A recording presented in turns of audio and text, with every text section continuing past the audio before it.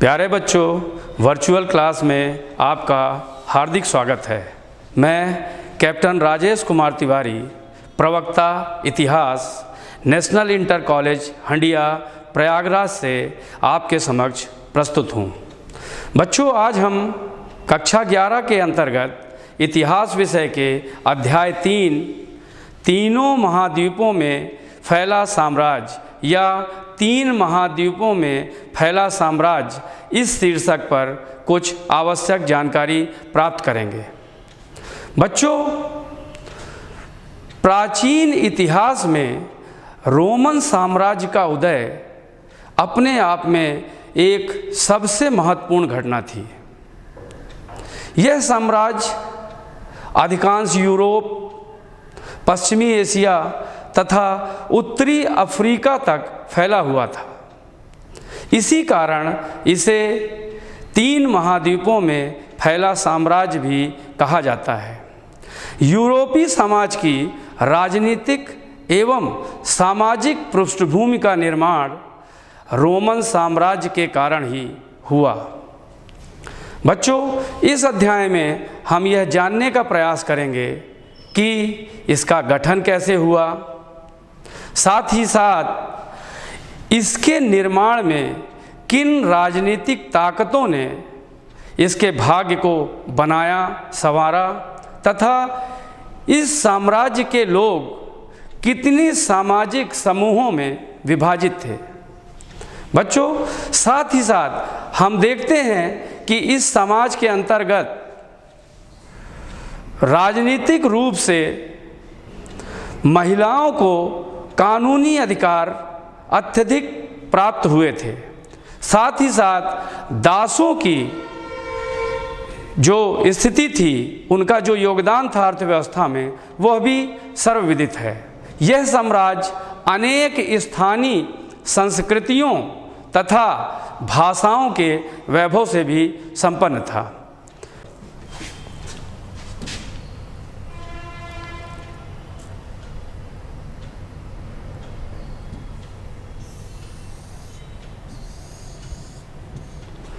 बच्चों, हमने इस अध्याय की जानकारी देने के लिए एक रूपरेखा तैयार की है, जिसके कुछ शीर्षक हैं, जिसके द्वारा हम उन शीर्षकों के माध्यम से जानकारी प्राप्त करेंगे। पहला, ऐतिहासिक घटनाक्रम, किस सन में कौन सी घटनाएं घटी। रोमन साम्राज्य के इतिहास को जानने के स्रोत क्या हैं। रोमन साम्राज्य कहाँ तक फैला हुआ था। रोमन साम्राज्य का आरंभिक काल क्या क्या उसमें घटा। तीसरी शताब्दी का जो संकट है, इसकी हम चर्चा करेंगे। लिंग, साक्षरता एवं रोमन संस्कृति की हम चर्चा करेंगे। आर्थिक विस्तार या आर्थिक रूप से रोमन साम्राज्य कैसा था, इसकी चर्चा करेंगे।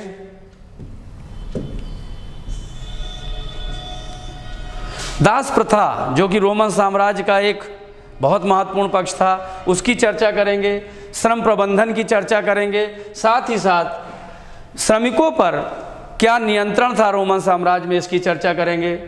सामाजिक संरचनाओं एवं श्रेणियों की चर्चा करेंगे और रोमन साम्राज्य का परवर्ती काल, उसका दूसरा जो पक्ष था, उसकी हम चर्चा करेंगे। साथ ही साथ अंत में आपके लिए कुछ गृह कार्य भी होगा।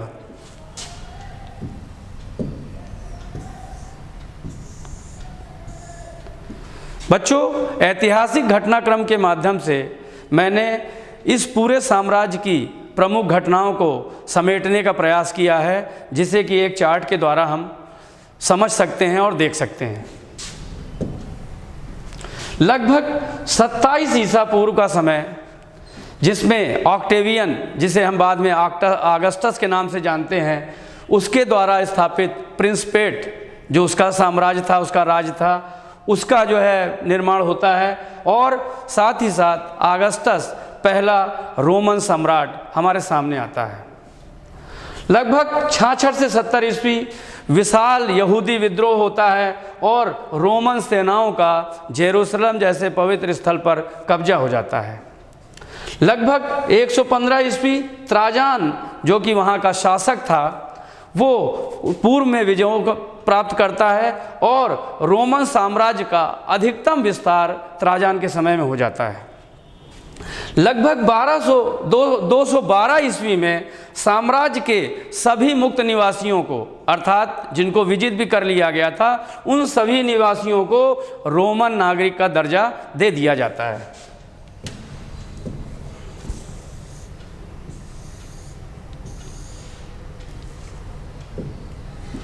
लगभग 258 ईस्वी में हम देखते हैं कि कार्थेज के साइप्रस वासी एक बिशप है, उनको मृत्यु दंड दे दिया जाता है, क्योंकि वो ईसाई थे और उस समय रोमन साम्राज्य में ईसाई धर्म की कोई मान्यता नहीं थी।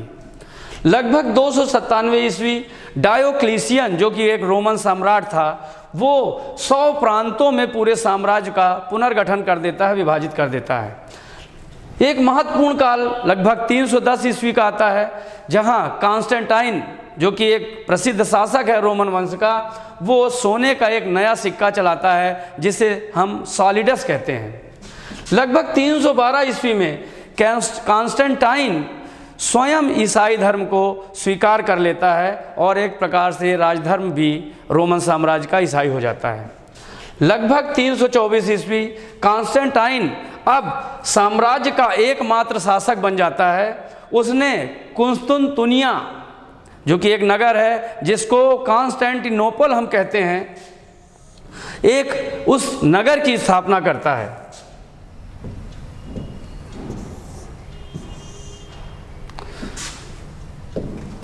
लगभग 354 से 430 ईस्वी ये हिप्पो के बिशप अगस्टस का काल है, जो कि बहुत ही सरल, सहृदय और बहुत ही योग्य बिशप थे। लगभग 378 ईस्वी गोथ लोगों ने एड्रियानोपोल में रोमन सेनाओं को करारी पर शिकस्त देते हैं, उन्हें पराजित कर देते हैं। लगभग 410 ईस्वी विसिगाथों ने रोम का विध्वंस कर दिया। इस समय विसिगाथों नामक शासक ने रोम को नष्ट कर दिया।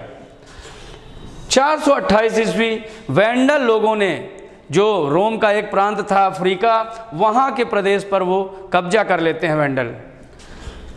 493 ईस्वी में ऑस्ट्रोगोथो इटली में अपना साम्राज्य, अपना राज्य स्थापित कर लेता है।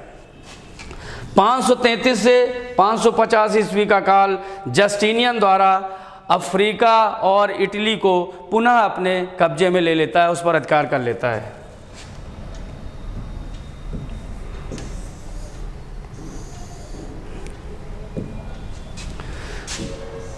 (568) ईस्वी में हम देखते हैं कि लोम्बार्ड लोगों ने इटली पर आक्रमण कर दिया।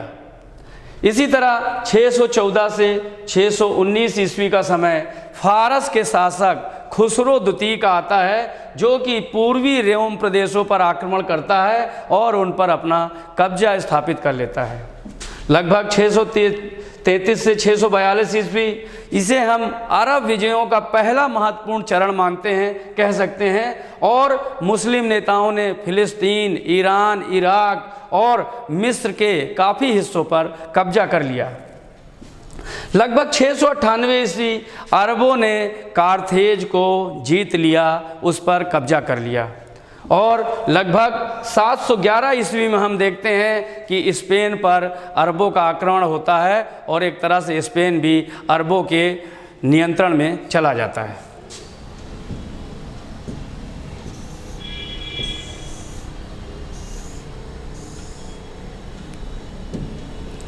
प्यारे बच्चों, रोमन इतिहास जानने के मुख्य 3 स्रोत हैं, जिन्हें हम पाठ्य सामग्री, प्रलेख या दस्तावेज तथा भौतिक अवशेष, इन 3 शीर्षकों में जान सकते हैं। पहला, पाठ्य सामग्री के अंतर्गत वर्ष वृत्तांत आते हैं, जिन्हें एनल्स कहा जाता है, जो कि वर्ष भर का इतिहास होता था। इसी तरह उस समय पत्र, व्याख्यान, प्रवचन, कानून आदि, इसे हम पाठ्य सामग्री के अंतर्गत शामिल करते हैं। प्रलेख या दस्तावेज के अंतर्गत उत्कीर्ण अभिलेख, साथ ही साथ पेपाइरस, जो कि एक वृक्ष के पत्ते होते थे उन पर जो पांडुलिपियाँ लिखी गई उसे शामिल करते हैं।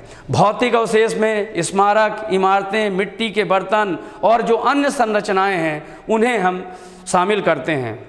बच्चों, इतिहास जानने के स्रोत मुख्य रूप से हमें लैटिन और यूनानी भाषाओं में प्राप्त होते हैं।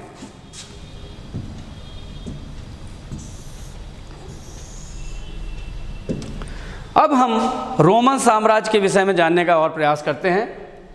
तत्कालीन रोम साम्राज्य में आज का अधिकांश यूरोप, पश्चिमी एशिया तथा साथ ही साथ उत्तरी अफ्रीका का भाग शामिल था। रोम का भूमध्य सागर और उत्तर तथा दक्षिण दिशाओं में सागर के आसपास के जितने भी क्षेत्र थे उन सब पर आधिपत्य था। उत्तर में साम्राज्य की सीमा हम देखते हैं कि इसका निर्धारण अगर करना हो तो राइन और डेन्यूब, ये दो प्रसिद्ध नदियां थी, इनके द्वारा, तथा दक्षिणी सीमा का निर्धारण सहारा नामक एक बड़े रेगिस्तान से होता था। अर्थात रोमन साम्राज्य एक बहुत ही विस्तृत क्षेत्र में फैला हुआ था।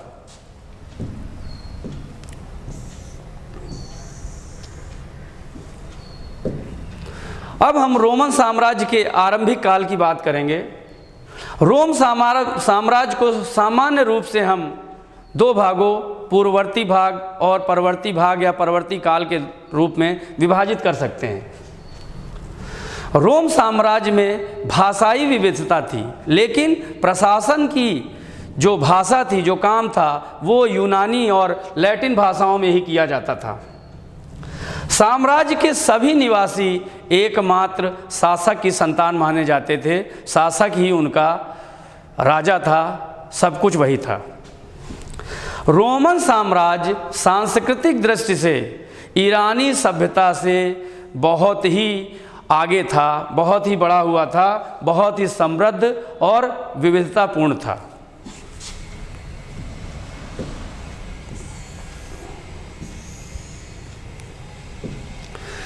प्रथम शताब्दी ईसा पूर्व के मध्य तक, जिसे हम लगभग 44 ईसा पूर्व कह सकते हैं, उच्च कुल में जन्मे जूलियस सीजर, जो कि एक सेनापति था, उसके अधीन रोम साम्राज्य का विस्तार आधुनिक ब्रिटेन और जर्मनी तक हो गया। इसके बाद जूलियस सीजर के बाद हम देखते हैं कि रोम वंश का सबसे प्रसिद्ध शासक ऑक्टेवियन, जिसे हम आगस्टस के नाम से भी जानते हैं, वो हमारे सामने आता है। और आगस्टस या ऑक्टेवियन जूलियस सीजर का दत्तक पुत्र था। जूलियस सीजर ने ऑक्टेवियन को अपने बहन के पोते से गोद ले लिया था, अर्थात वो जूलियस सीजर के बहन का पोता था।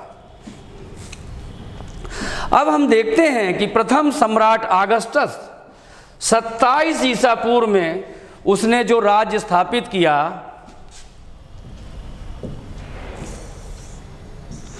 उसे हम प्रिंसिपेट के नाम से जानते हैं। आगस्टस एक अक्षत्र शासक था तथा सत्ता का वास्तविक उत्तराधिकारी था। वह जनता के बीच अत्यधिक लोकप्रिय था, इसीलिए अगस्टस की मृत्यु के बाद लोगों ने मंदिरों में भी अगस्टस की मूर्तियों की स्थापना की। रोम साम्राज्य में सीनेट एक ऐसी संस्था थी जो रोम की गणतांत्रिक सत्ता पर वास्तविक नियंत्रण रखती थी। सारे महत्वपूर्ण निर्णयों का निश्चय सीनेट के द्वारा ही होता था। रोम साम्राज्य की सीनेट में उच्च वर्ग या अभिजात वर्ग का ही वर्चस्व था, निम्न वर्ग के लोगों की इसमें कोई भूमिका नहीं थी। सम्राट और सीनेट के पश्चात सेना वह तीसरा मुख्य संगठन था जिसका रोम साम्राज्य में अत्यधिक महत्वपूर्ण स्थान था।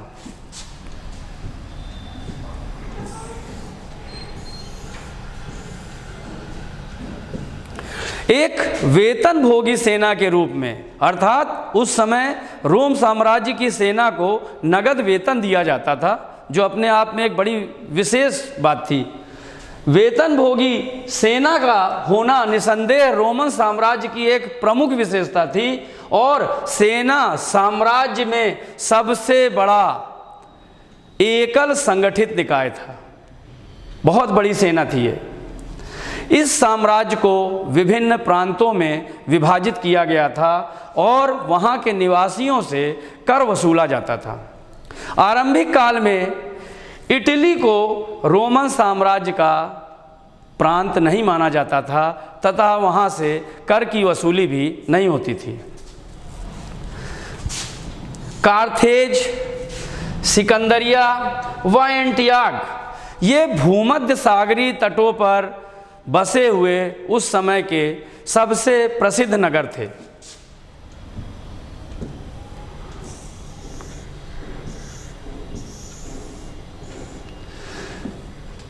ये तीनों नगर सामाजिक प्रणाली के आधार स्तंभ थे। प्यारे बच्चों, रोम के लिए पहली और तीसरी शताब्दी कुल मिलाकर शांति, समृद्धि और विकास का काल था। लेकिन इस शताब्दी के अर्थात तीसरी शताब्दी के दौरान ही हमें कुछ आंतरिक तनाव के उभार दिखाई पड़ने लगते हैं। सम्राट ऑगस्टस का शासनकाल शांति के लिए, व्यापार, सांस्कृतिक उन्नति के लिए स्वर्ण युग के रूप में जाना जाता है या कहा जाता है। सम्राट गैलिनस के समय में सीनेटरों को सैनिक कमान से अलग कर दिया जाता है, अर्थात सीनेटर सेना से अलग हो जाते हैं।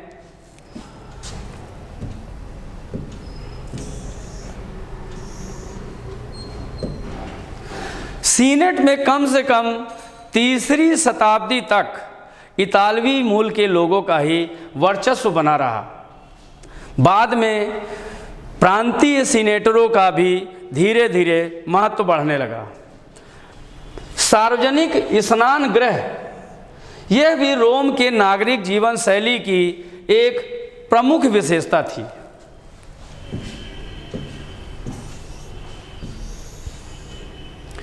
बच्चों, रोम साम्राज्य के दौरान उसकी तीसरी शताब्दी में एक बहुत बड़ा संकट सामने आया। तीसरी शताब्दी में रोमन साम्राज्य के लिए आंतरिक अशांति और राजनीतिक उथल पुथल वाला कठिन समय सामने आता है। इस शताब्दी में रोमन साम्राज्य के ऊपर ससानी वंश के राजवंश के लोग, साथ ही साथ विदेशी बर्बर आक्रांताओं द्वारा अनेक आक्रमण किए जाते हैं और एक तरह से रोमन साम्राज्य को कमज़ोर कर दिया जाता है।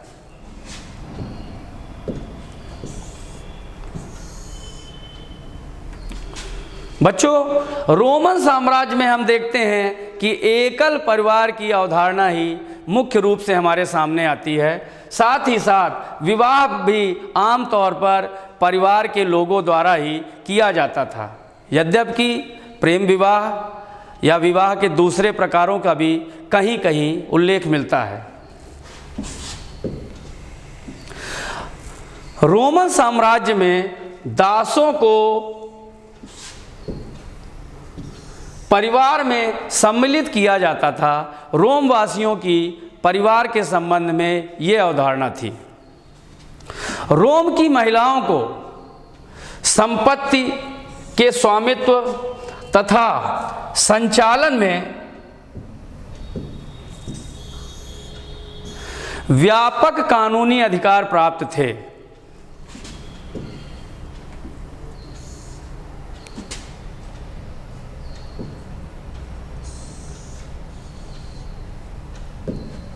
जहाँ तक हम साक्षरता की बात करते हैं तो जो उच्च वर्ग था या अभिजात वर्ग था वह पढ़ा लिखा था और बाकी वर्गों में काम चलाऊ साक्षरता की दरें साम्राज्य के विभिन्न प्रांतों में अलग अलग हमें दिखाई पड़ती हैं।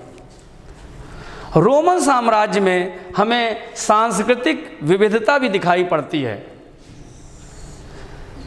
कई रूपों में ये विविधता हमारे सामने आती है, जैसे धार्मिक संप्रदायों तथा स्थानीय देवी देवताओं की विविधता,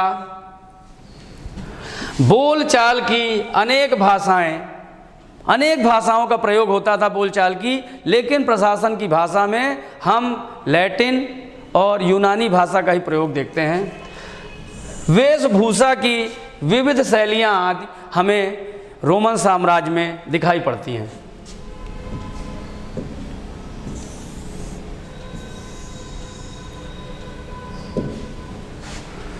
यदि हम रोमन साम्राज्य में आर्थिक विस्तार या आर्थिक विकास की बात करें तो हम देखते हैं कि रोमन साम्राज्य में बंदरगाहों, ईंट भट्ठों, खानों, जैतून तेल की फैक्ट्रियों आदि की बहुत चर्चा होती है, बहुत उल्लेख प्राप्त होता है। और साम्राज्य में हम देखते हैं कि सुगठित वाणिज्यिक व बैंकिंग व्यवस्था भी हमें प्राप्त होती है। इस प्रकार धन का व्यापक लेन देन होता था, प्रयोग किया जाता था, ये हमें ज्ञात हो जाता है। प्राचीन काल में रोम साम्राज्य में दासों को भी पूंजी निवेश की दृष्टि से देखा जाता था, अर्थात इनका भी निवेश किया जाता था, इनको भी खरीदा और बेचा जाता था। रोम की अर्थव्यवस्था तो दास श्रम पर ही आधारित थी।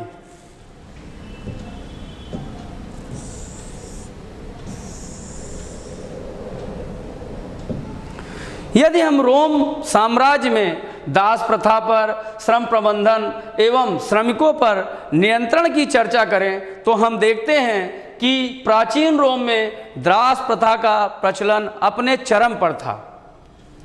रोमन साम्राज्य के अंतर्गत दासों को संपत्ति माना जाता था, दासों को खरीदा और बेचा जा सकता था, उन्हें किसी भी प्रकार के वैधानिक अर्थात कानूनी अधिकार प्राप्त नहीं थे। दासों पर मालिकों का पूर्ण नियंत्रण होता था और उन्हें बहुत प्रताड़ित किया जाता था, उन पर बहुत अत्याचार भी किए जाते थे। हम देखते हैं कि खनन के कार्यों में और हस्तशिल्प उत्पादन में 90% कार्य दासों के द्वारा ही किया जाता था। दासों की स्थिति अत्यंत ही दयनीय रोम साम्राज्य में हमें दिखाई पड़ती है।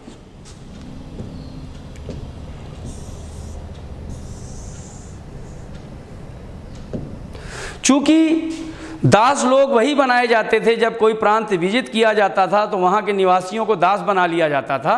तो शांति काल में हम देखते हैं कि दासों की आपूर्ति कम हो जाती है और उनकी आपूर्ति कम हो जाने से दास श्रम का संकट रोम साम्राज्य में हमको दिखाई पड़ता है। कृषि कार्य में भी दासों की कमी होने लगती है, तो हम देखते हैं कि दासों को कृषि के स्थान पर व्यापार में लगाया जाने लगता है। रोम साम्राज्य में दासों के श्रम प्रबंधन पर विशेष ध्यान दिया जाता था, उनके कार्यों का समय समय पर निरीक्षण किया जाता था।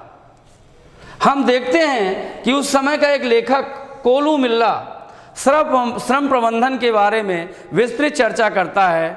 वह उच्च वर्ग के लोगों से कहता है कि आप लोग कृषि औजारों का और अन्य उपकरणों का दोगुना प्रयोग करिए, दोगुनी व्यवस्था करिए, जिससे कि दास लोग खाली ना बैठ सकें और आपके औजारों पर जो आपका खर्च होगा वो दासों के कार्य की तुलना में बहुत कम खर्च होगा।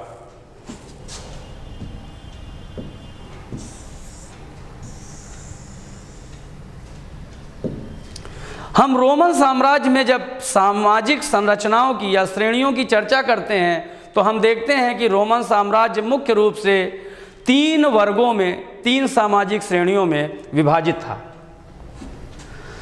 जिसकी 3 प्रमुख श्रेणियां थीं: उच्च वर्ग या अभिजात वर्ग, मध्यम वर्ग तथा निम्नतर वर्ग। ये 3 श्रेणियां थीं उस समय के समाज की। उच्च वर्ग के अंतर्गत हम देखते हैं कि अश्वारोही, जिन्हें हम इक्वाइटस कहते हैं, सीनेटर, न्यायिक एवं धार्मिक पदाधिकारी तथा कुछ सेना नायक भी इसमें शामिल थे। मध्यम वर्ग में प्रशासनिक और सैन्य सेनाओं से जुड़े लोग थे।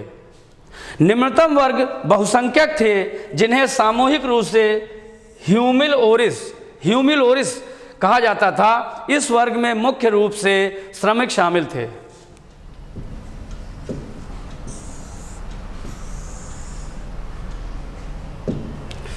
बच्चों, अब हम रोमन साम्राज्य के परवर्ती काल की चर्चा करेंगे। परवर्ती पुराकाल शब्द का प्रयोग हम रोम साम्राज्य के 4वीं शताब्दी से 7वीं शताब्दी की अंतिम अवधि के लिए इसका प्रयोग हम करते हैं। हम देखते हैं कि इस समय आर्थिक, धार्मिक एवं सांस्कृतिक स्तर पर बहुत से परिवर्तन हमें दिखाई पड़ते हैं। इन परिवर्तनों की शुरुआत हम देखते हैं कि सम्राट डायोक्लीसियन के समय से होती है।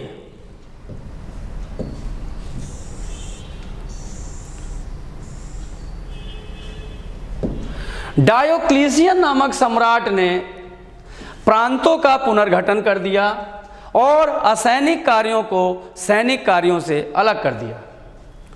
कॉन्स्टेंटाइन ने, जो कि एक महान शासक था, कॉन्स्टेंटाइन ने सोने पर आधारित एक नई मौद्रिक प्रणाली का आरंभ किया, जो कि उसके बाद के समय में भी चलती रही। परवर्ती रोम साम्राज्य में नौकरशाही के उच्च व मध्यम वर्ग को सोने के रूप में वेतन की प्राप्ति होती थी, जिस कारण मध्यम व उच्च वर्ग दोनों काफ़ी धनवान थे। सम्राट कॉन्स्टेंटाइन ने ईसाई धर्म को राजधर्म बना दिया, स्वयं भी ईसाई धर्म ग्रहण कर लिया और राज्य का धर्म भी ईसाई धर्म घोषित कर दिया, जिसके कारण साम्राज्य का काफ़ी हद तक ईसाईकरण हो गया।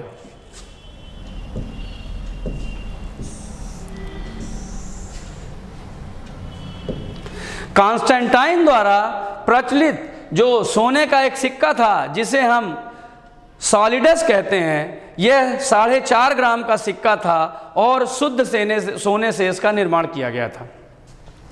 कॉन्स्टेंटाइन ने अपनी एक दूसरी राजधानी बनाई, जिसे हम कुस्तुनतुनिया के नाम से जानते हैं। वर्तमान समय में यह कुस्तुनतुनिया तुर्की देश के इस्तांबुल नामक एक प्रसिद्ध शहर के रूप में विद्यमान है। कुस्तुनतुनिया को रोमन साम्राज्य में या पूर्वी रोमन साम्राज्य में बाइजेंटाइन कहा जाता था। बच्चों, रोम वासियों की पारंपरिक धार्मिक संस्कृति बहुदेववादी थी। ये लोग अनेक देवताओं पर विश्वास करते थे, जिसमें मार्स थे, नेपच्यून थे, मरकरी थे, इसी प्रकार के अनेक देवी देवताएं थे। ये लोग अनेक पक्षों एवं उपासना पद्धतियों के उपासक थे।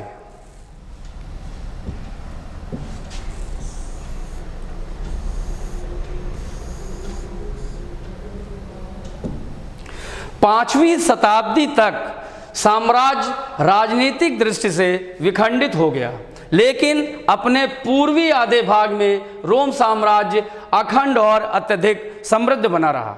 7वीं और 15वीं शताब्दी के मध्य पूर्वी रोम के अधिकांश भाग को अरबों द्वारा कब्जे में ले लिया गया। यही कारण है कि अरब प्रदेश से शुरू होने वाले इस्लाम धर्म के विस्तार को प्राचीन विश्व इतिहास की एक सबसे बड़ी राजनीतिक क्रांति की संज्ञा दी जाती है। बच्चों, अंत में हम कुछ गृह कार्य आपको देंगे।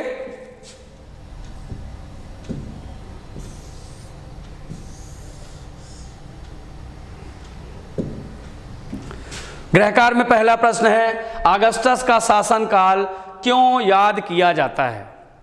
प्रश्न नंबर 2, रोमन साम्राज्य कहां कहां तक विस्तृत था या फैला हुआ था? सम्राट कॉन्स्टेंटाइन द्वारा स्थापित रोमन राजधानी कुस्तुनतुनिया का वर्तमान नाम क्या है?